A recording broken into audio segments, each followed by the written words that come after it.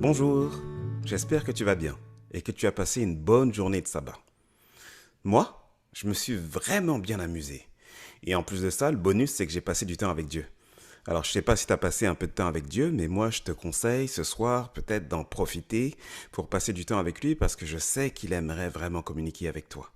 Alors, si c'est pas le cas, si tu n'as pas parlé à Dieu, ce soir, juste avant de te coucher, tu pourrais prendre 5 minutes et lui raconter comment s'est passée ta journée. Bon, bref, c'est juste un petit conseil. Alors ce soir, nous allons encore discuter de la foi. Alors maintenant, je pense que tu as une meilleure idée de ce que la foi c'est, parce que depuis le début du camp, on parle de la foi. Donc je pense que tu as certainement un petit peu mieux compris comment est-ce qu'elle se développe. Bon, si tu as encore un peu de misère, ne t'inquiète pas. Voici quelques instructions qui vont être utiles. Premièrement, on a encore demain soir et ce soir pour en parler. Donc, pas de panique, ne panique pas. Deuxièmement, tu peux toujours discuter avec l'aumônier du camp, Pasteur Abner.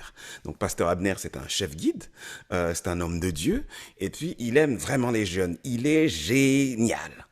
Alors, n'hésite pas à lui poser des questions si t'en as. Et troisièmement, je vais te faire un petit cours accéléré. Alors, 5, 4, 3, 2, 1, 0, c'est parti. A débuté cette aventure avec Abraham. Et toi aussi, je t'invite à faire pareil. Donc jusqu'ici, il n'y a rien de compliqué. Deuxièmement, la deuxième étape, la balle est dans ton camp. Il y a un verset dans l'Apocalypse que j'aime vraiment qui dit que Dieu se tient à la porte et qu'il frappe. Donc Dieu est vraiment patient. Donc il est patient avec toi et puis lorsque tu es prêt à démarrer cette aventure avec lui, lui, ce qu'il fait, c'est qu'il t'accompagne. Bon, est-ce que tu as tout compris? J'étais juste en train de te jouer un tour. Bon, je vais te faire le cours là maintenant, le cours de rattrapage. Donc, première étape. Au tout début, on a vu que la foi, c'est une aventure fantastique. Donc, Dieu, j'ai mentionné que Dieu a débuté cette aventure avec Abraham. Et toi aussi, il t'invite à faire pareil. Donc, jusqu'ici, il n'y a rien de compliqué. Deuxièmement, la deuxième étape, la balle est dans ton camp. Il y a un verset dans l'Apocalypse que j'aime vraiment qui dit que Dieu se tient à la porte et qu'il frappe. Donc Dieu, il est vraiment patient. Donc il est patient avec toi et puis lorsque tu es prêt à démarrer cette aventure avec lui, lui, ce qu'il fait, c'est qu'il t'accompagne. Donc, c'est comme si tu rentres dans son école. Et ce qui est génial, c'est que Dieu est ton prof. Donc, je sais que c'est l'été, tu veux pas penser à l'école, mais avec un prof aussi génial que Dieu, c'est fantastique. Moi, j'irai à l'école tous les jours. Donc c'est ça, Dieu va te donner des devoirs, mais ce sont des devoirs qui sont appropriés pour toi. C'est comme si tu étais dans une classe et puis, étant donné que Dieu te connaît tellement bien, donc il sait comment te développer et comment développer ta foi. Donc au fur et à mesure, ce qu'il va faire, il va te donner un apprentissage qui est fait sur mesure pour toi afin que tu puisses grandir. Donc étape numéro 3. Des fois, quand tu fais des exercices, quand tu as des devoirs à l'école, je sais pas si tu as toujours tout bon. Moi, je me souviens quand j'allais à l'école, je faisais souvent des erreurs. J'étais un peu tête en l'air, j'oubliais des fois mes cahiers, mes classeurs, je faisais des erreurs d'inattention, même en orthographe, ça m'arrive encore aujourd'hui de faire des erreurs en français. Bon, donc c'est ça, étant donné que je comprenais pas toujours toutes les instructions que mes enseignants me donnaient, ça m'arrivait de faire des fautes. La beauté dans l'école de Dieu, Dieu se sert de nos erreurs et il utilise nos fautes pour nous faire grandir. Donc finalement, c'est comme cela qu'on devient meilleur et qu'on a une foi plus forte. Étape numéro 4. Donc à l'école, qu'est-ce que le professeur fait? Il enseigne des leçons de mathématiques, des leçons d'histoire, des leçons d'anglais. Et généralement, on a des livres. Les livres, même si on est passé dans le virtuel et que maintenant il y a beaucoup de livres, mais il y a quand même des livres qui sont en PDF ou bien peut-être que tu as des livres qui sont physiques. Moi, j'ai j'ai des livres qui sont un peu plus loin là. Ils sont pas juste à côté de moi. Donc c'est ça. Mais bref, ok. Est-ce qu'on peut faire apparaître un livre? Voilà. Donc, il y a des livres, et ces livres, à quoi ils servent? Ces bouquins seront une aide précieuse dans ton apprentissage. Eh bien, la Bible, elle contient des leçons de Dieu pour l'homme. Donc, le Seigneur a consigné tout ce dont tu as besoin à l'intérieur de la Bible, de la parole de Dieu. Alors, est-ce que tu as compris maintenant? Tu vois, c'est vraiment pas compliqué. Donc, maintenant qu'on a fait le tour, j'aimerais te présenter le sujet de ce soir. Le message s'intitule « Un plongeon qui change tout ». Je vais t'inviter maintenant à prier. Seigneur éternel, on a passé une excellente journée de sabbat en ta compagnie. Enfin, du moins, moi, j'ai passé une bonne journée de sabbat. Et j'espère que mes amis aussi ont passé une bonne journée de sabbat avec toi. Dans tous les cas, Seigneur, on est content de se retrouver, d'avoir un moment pour pouvoir discuter avec toi et pour pouvoir se parler. Seigneur, on sait toujours que tu as toujours des leçons pour nous, des leçons importantes. Et je prie afin que tu puisses nous aider, m'aider à grandir dans la foi. Alors qu'on puisse passer un moment agréable ensemble. Au nom de Jésus, Amen. Prions ensemble. Alors Seigneur, je te remercie pour cette journée de sabbat. Moi, j'ai passé une bonne journée de sabbat. Je ne sais pas si ça a été le cas pour mes amis, mais j'espère que tout s'est bien passé pour eux. Dans tous les cas, on est vraiment content de te retrouver, de passer du temps avec toi, de pouvoir prier, de pouvoir chanter. Et puis, Seigneur, on sait toujours que tu as toujours des messages intéressants à nous partager. Alors, s'il te plaît, Seigneur, ce soir, parle-nous, au nom de Jésus. Amen. Johnny a grandi dans une famille très athlétique. Très tôt, elle jouait au tennis et elle faisait de l'équitation. Elle aimait beaucoup faire de l'activité physique. Quand elle allait dans les camps avec sa famille, là-bas, on lui parlait de Dieu. Donc elle a entendu beaucoup d'histoires de la Bible, elle a entendu les histoires de Noé, elle a entendu les histoires de Daniel, d'Esther. Et Dieu était par contre un petit peu mystérieux pour elle. Donc la petite fille n'avait pas vraiment de relation avec Dieu. Elle ne priait pas parce qu'elle savait pas vraiment comment faire. Et puis lorsqu'elle priait, elle ne ressentait pas la présence de Dieu. Un jour, quand elle était ado, elle est allée dans une retraite spirituelle organisée par l'église. Elle se souvient que là-bas, le pasteur a lancé un appel, leur demandant d'obéir aux 10 commandements. Mais elle se disait, je ne vole pas, je commets pas d'adultère, je vois pas comment est-ce que je pourrais mieux obéir aux 10 commandements que je le fais déjà. Mais elle a quand même ressenti qu'elle avait besoin de Dieu dans sa vie. Donc ce qu'elle a fait, c'est qu'elle a répondu à l'appel du pasteur et elle a décidé d'accepter le Christ dans sa vie. Malheureusement, elle a commencé à s'éloigner de Dieu et de ses enseignements durant son école secondaire. Elle ressentait qu'elle était vraiment distante. En fin de compte, ses prières étaient centrées sur elle-même. Elle priait, elle demandait à Dieu de lui donner un nouveau petit ami. Elle demandait au Seigneur de l'aider à avoir des bonnes notes. Elle demandait à Dieu de bénir sa famille. Enfin, tout un tas de prières vraiment qui étaient centrées sur elle et sur ses besoins, mais elle ne priait jamais pour avoir une meilleure relation avec Dieu. Elle ne le remerciait pas pour ce qu'il faisait dans sa vie. Donc, elle a réalisé que, et elle s'est dit que les prières, ça doit être bien plus que demander. Donc, un jour, un matin, elle s'est réveillée et elle a dit, Seigneur, fais-moi connaître ta volonté. Dieu, aide-moi à être plus proche de toi. Alors, Johnny voulait vraiment être plus proche de Dieu, surtout qu'elle allait maintenant aller au cégep. Donc, quelques semaines avant la rentrée, sa petite sœur Cathy l'a invitée à aller se baigner à la mer. Et puis là, elle était super contente. Youpi! Elle allait pouvoir passer du temps avec sa sœur. Hélas, Johnny n'avait pas réalisé la profondeur de l'eau, là où elle s'était aventurée. Elle fit un plongeon comme elle avait si souvent l'habitude de le faire. Mais la pauvre fille heurta sa tête la première au fond de l'eau. La puissance de l'impact était si forte que ses cervicales furent écrasées et sa moelle épinière sectionnée. La petite fille gisait en haut de l'eau, mais elle ne pouvait pas sortir. Et elle criait dans son fort intérieur. Julie, Julie, Julie, aide-moi. Mais où était sa sœur? Tout à coup, un crabe rampa devant Julie. Alors Julie a commencé à crier « Johnny, fais attention !» Puis elle a remarqué que sa sœur flottait à la surface de l'eau.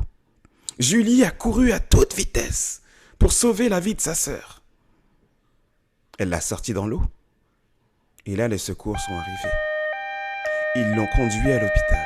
Arrivé là-bas, les médecins ont annoncé une très mauvaise nouvelle à la jeune adolescente. Elle était quadraplégique. Ça veut dire qu'elle ne peut plus bouger ou elle ne peut plus utiliser ses membres inférieurs, donc ses jambes et ses bras. Désespérée, la jeune fille cria à Dieu sur son lit d'hôpital. « Seigneur, c'est comme ça que tu réponds à ma prière pour m'approcher de toi? Eh bien, si c'est ça, je te demanderai plus rien. Dieu, pourquoi est-ce que tu m'as fait ça ?» Alors Johnny a commencé à sombrer dans une grave dépression. Ses amis chrétiens, bien sûr, lui rendaient visite à l'hôpital pour la réconforter, mais ça ne changeait rien à son état. Un jour, l'un d'entre eux est venu la voir et il a partagé un verset biblique que peut-être que tu connais. Dieu dit dans Jérémie, « Je connais les plans que j'ai pour toi. Des plans pour te faire prospérer et non pour te faire du mal, pour te donner un avenir plein d'espoir. » Alors elle était vraiment en colère quand elle a entendu ce verset. Elle dit, « Dieu, est-ce que c'est ça le plan que tu as pour moi? Tu appelles ça un avenir joyeux? Est-ce que tu te moques de moi? » Johnny savait dans son fort intérieur que Dieu pouvait la guérir. Elle croyait profondément qu'il était capable de le faire. D'ailleurs, elle l'avait lu si souvent dans la Bible. L'histoire d'Abraham et de Sarah nous le rappelle. Dieu est capable de tout faire. Alors regardons cela dans la Bible un petit peu. Alors que Sarah et Abraham ont un âge avancé, ils reçoivent la visite de Dieu sous la forme d'un ange. Donc à cette époque, Abraham avait un fils avec sa servante Agar. Donc c'est une coutume qui était très très répandue à l'époque. Une femme qui ne pouvait pas avoir d'enfant pouvait avoir usage de sa servante pour en avoir. Donc Abraham pensait que son fils, qui s'appelait Ismaël, était l'héritier dont Dieu lui parlait tant. Donc il croyait que Dieu ferait d'Ishmaël une grande nation, un grand peuple, puisque Ishmaël était le fils de la promesse. Cependant, ce n'était pas le cas. Dieu voulait que Sarah et lui sachent qu'ils auraient un autre enfant, parce que Dieu avait un autre plan. Par conséquent, Dieu, sous la forme d'un ange, il rend visite à Abraham et à Sarah, et le couple ne sait pas que c'est lui. Donc Dieu leur dit que l'année prochaine, à la même époque, ils auront un fils. Mais Sarah, elle rigole. Elle sait que c'est littéralement impossible. Elle est trop vieille. Et l'ange de Dieu, c'est Dieu lui-même, mais sous la forme d'un ange, il lui pose cette question. Il lui dit, est-ce qu'il y a quelque chose d'impossible que le Seigneur ne peut réaliser? Autrement dit, il souhaite qu'elle réalise que rien n'est impossible à Dieu, que Dieu peut tout faire. Alors, cher jeune, j'espère que toi aussi t'en es conscient. Le Dieu de la Bible, celui que nous servons, il peut tout faire, et littéralement tout faire. Alors, si tu pouvais poser la question à Daniel aujourd'hui, si tu pouvais le voir, Daniel te dit, Dieu est capable de fermer la gueule des lions. Écoute, j'ai dormi avec des lions. Si tu pouvais voir Naaman te dirait, Dieu peut guérir des maladies incurables. Si tu pouvais parler à Jean aurait pu te dire que Dieu peut nourrir une foule de personnes. Il a donné à manger à des milliers de personnes avec 2 poissons et 5 pains. Moïse, lui, il te dirait que Dieu peut te protéger de tout danger parce que lorsque les Israélites étaient poursuivis par l'armée de Pharaon, Dieu les a protégés. Si tu demandais à Néhémie te disait que Dieu est capable de t'aider à tout planifier.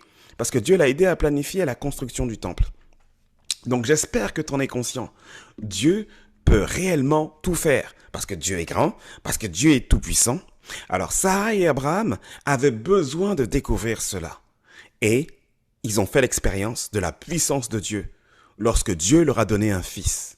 Et ce fils s'appelle Isaac.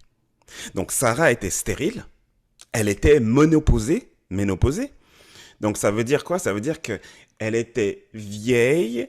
Donc, ok, je vais recommencer. Ménopausée, ça veut dire que à un certain âge, tu ne peux plus avoir d'enfant. Et il faut que je me corrige parce que sinon, il y a des gens qui vont me tuer ce soir. Pourtant, Dieu intervient dans la vie de Sarah et qu'est-ce qu'il fait? Il fait un miracle. Et elle a un enfant. Alors, voici ce que je veux te dire ce soir. La foi véritable, parce qu'on a parlé de la foi pendant toutes ces journées. La foi véritable, elle comprend que Dieu peut tout faire. Ça, c'est vrai. On l'a dit et c'est vrai. Mais lorsque le Seigneur ne change pas nos situations, parce que ça arrive compris, et que Dieu ne change pas nos situations, Dieu, qu'est-ce qu'il fait? Il nous fortifie pour qu'on puisse grandir, même dans les difficultés, même dans nos souffrances.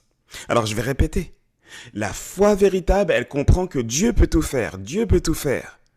Mais lorsque le Seigneur ne change pas nos situations, il va nous fortifier pour qu'on puisse grandir dans la foi, et ceci malgré nos souffrances. Alors, tu te souviens de l'histoire de Johnny? Donc, en étudiant davantage le verset biblique qui avait été partagé avec elle, celui de Jérémie, Johnny réalisa que les mots que Jérémie avait prononcés, les mots que Dieu avait donnés à Jérémie, Dieu avait donné ces mots alors que ses enfants allaient vivre un moment très très difficile. En fin de compte, ils allaient être prisonniers par le roi de Babylone. Et Dieu voulait que ses enfants puissent garder espoir dans leur souffrance. Alors, aujourd'hui, Johnny a une relation extrêmement étroite, intime avec Dieu. Donc, chaque jour, elle lui demande de l'accompagner et de lui donner de la force. Pourquoi? Parce qu'elle est quadraplégique. Donc, elle sait qu'elle ne peut rien faire elle-même. Donc, elle a besoin de l'aide du Seigneur. Donc, Johnny, maintenant, ce qui est formidable, c'est que non seulement elle a une relation étroite avec Dieu, mais elle est fréquemment invitée dans des émissions de radio à travers les États-Unis. Elle a écrit plus de 25 livres qui ont été traduits dans plus de 33 langues. Elle partage fréquemment son expérience lorsqu'elle est invitée, parce que c'est une oratrice qui est connue. Une oratrice, ça veut dire c'est une personne qui parle lorsqu'on l'invite. Donc elle est mondialement connue. Et elle a aussi fondé un ministère pour aider les personnes à mobilité réduite. Donc, qui aurait cru? Même elle ne croyait pas que son handicap aurait permis d'accomplir tant de choses. Des choses formidables, des choses fantastiques.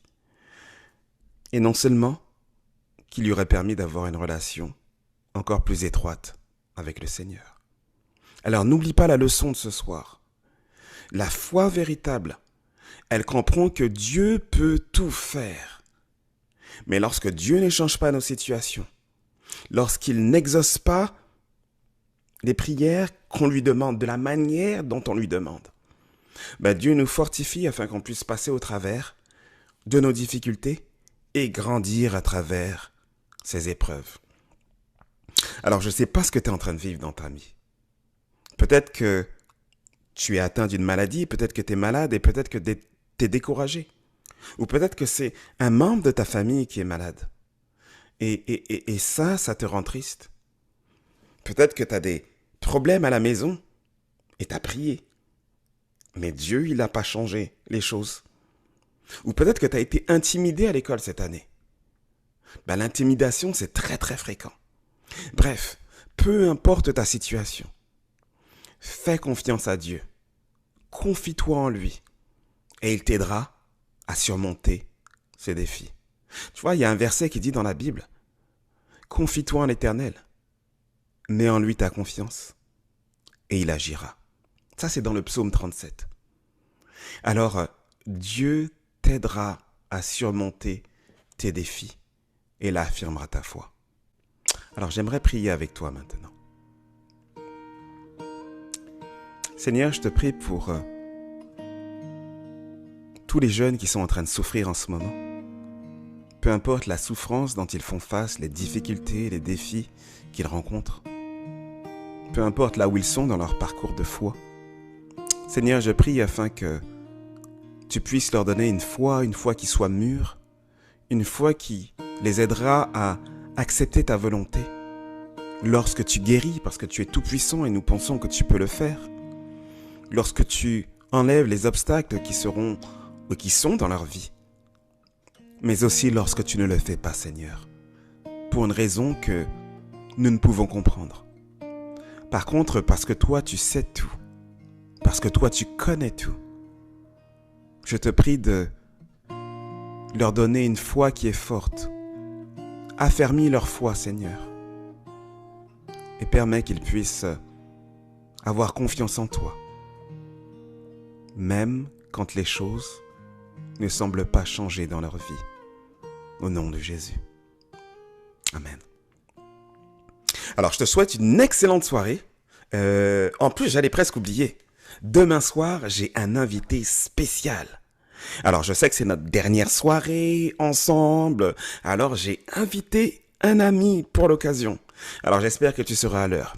Alors, passe une excellente nuit et je te dis à très bientôt. Allez, ciao!